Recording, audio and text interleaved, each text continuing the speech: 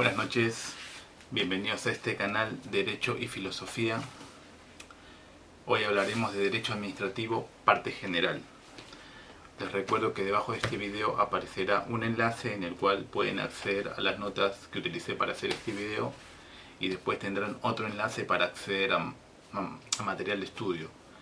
Bibliografía y material de estudio es resúmenes de la materia.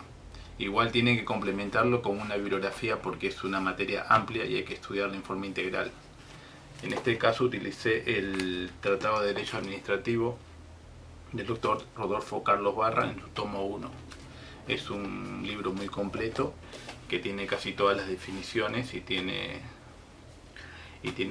para estudiarlo en forma integral esta materia. Bueno, vamos a partir de la definición. ¿Qué es el derecho administrativo? El derecho administrativo es la rama del derecho público que regula la actividad de la administración en su organización y en sus relaciones con los administrados. Y esto parte en su organización interna y en su estructura. Se dice que es rama del derecho público que regula el ejercicio en torno a una función administrativa o ejecutiva. Y en este caso, el derecho administrativo lo vemos todos los días, en todo lo que hacemos. Por ejemplo, cuando vamos a comprar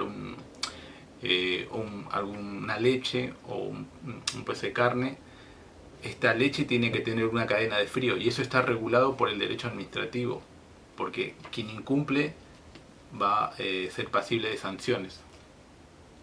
Y la administración sería la parte de organización, que en su esencia es la institución estatal, que toda actividad del Estado que consiste en administrar el bien común. O sea, la organización, toda esta organización que tiene el derecho administrativo es la administración del bien común. Y bueno, se dice que tiene un régimen exorbitante, y esto es muy claro. Y en el sentido, para hablar de régimen exorbitante tenemos que hablar un poco de historia. Esto se remonta en la época de Francia, post revolución francesa, porque es un concepto que nace con Luis XVI del Estado. Antes no había concepto de Estado, pero cuando Napoleón tiene que tomar decisiones, se da cuenta que tiene que administrar, tiene que mejorar el ejército, tiene que hacer mejores carreteras, mejor luz, y hasta ese momento no había normas administrativas que regulasen el Estado, el accionar del Estado, la actividad del Estado en sí mismo, por lo cual los jueces que estaban eran jueces que habían sido nombrados por el rey que fue depuesto, que fue decapitado.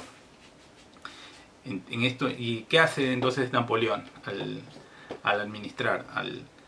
Y ve que hay esta falencia jurídica, entonces nombra a otros jueces. En su momento eso lo hizo Roosevelt, y que estos jueces o Consejo de Estado, Conseil d'État, se van a dedicar a controlar, a disipar inquietudes en las decisiones que tome la administración. Pero como dijeron, ¿por qué régimen exorbitante? Se dice que régimen exorbitante, ¿por qué? Porque hasta ese momento, ¿cuál era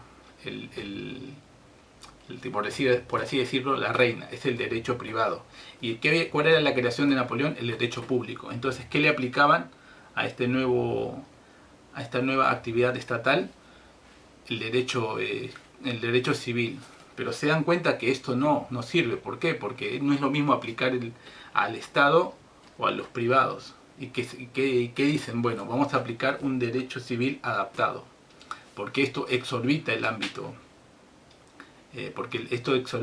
civil. Por eso se dice régimen exorbitante. Pero este régimen exorbitante, Fiorini, un administrativista famoso, que decía que esto no es así, porque poner como régimen exorbitante el derecho administrativo es como que el centro es el derecho público, el derecho privado, y eso no es así, porque son dos lógicas distintas de pensar. Porque es verdad, el derecho público también es distinto al derecho, exorbita al derecho privado. O sea, esto no es así, son dos lógicas distintas de pensar, porque el centro no es el derecho civil, el derecho privado. Ya sé que por ahí suena más romántico, por así decirlo, porque se parte de la idea que el derecho de los contratos, el derecho de las libertades es superior al público, pero no es así. Bueno, este régimen exorbitante tiene contenidos, por ejemplo, prerrogativas de la administración estatal.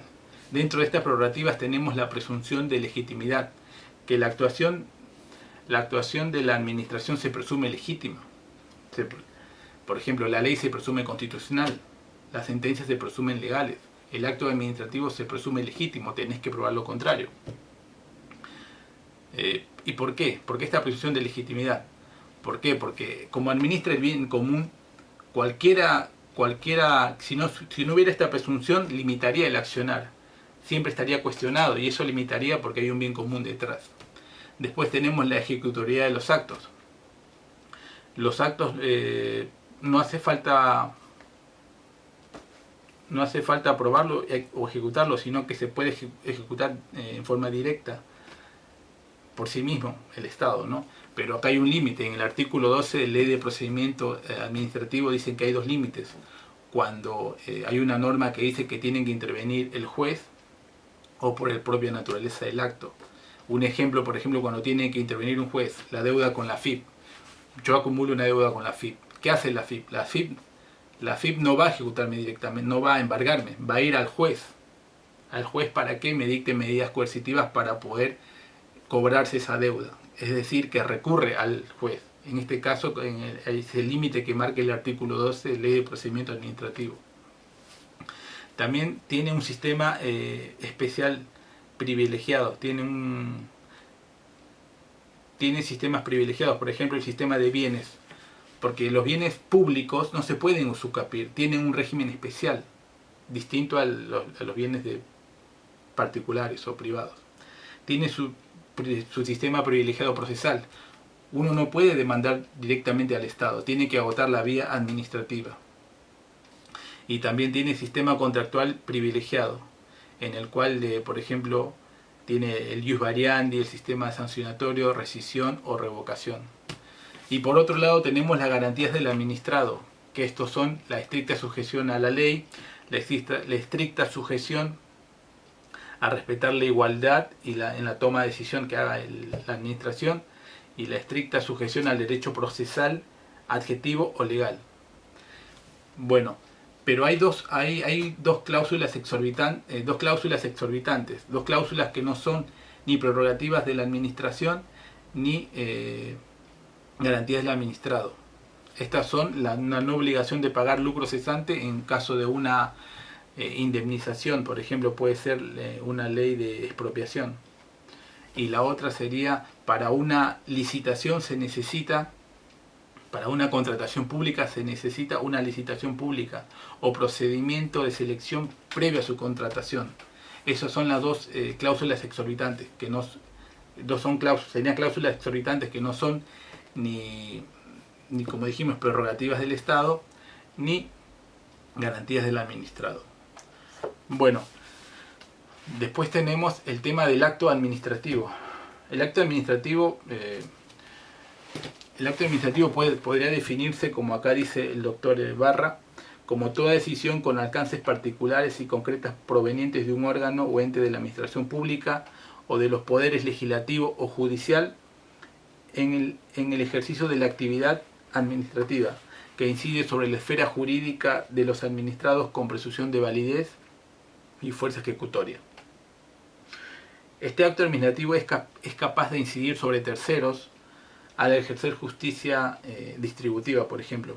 Bueno, pero este acto administrativo tiene que tener ciertos caracteres. Estos caracteres son, el primero de esos caracteres sería que legitimidad, se presume que es legítimo. ¿Por qué? Porque no se puede estar cuestionando, porque como administra el bien común, se presume que es legítimo y si vos querés tenés que probar lo contrario.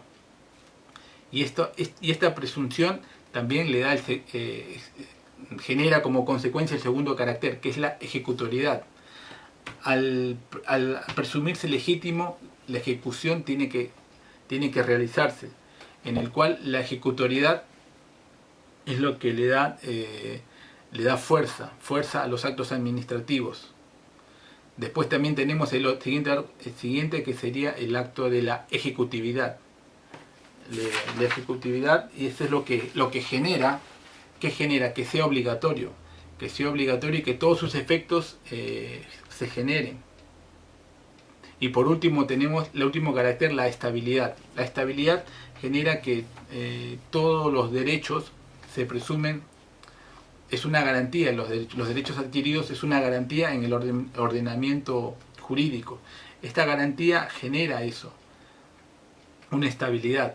La revocación de un acto administrativo es algo excepcional, pero normalmente tiene este carácter de estabilidad.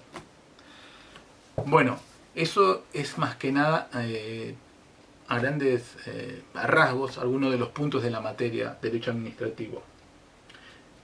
Bueno, les dejo debajo, recuerden que debajo de este video aparecerá las notas que utilicé para hacer este video y también otro enlace para acceder a apuntes, material de estudio. Recuerden que tienen que complementar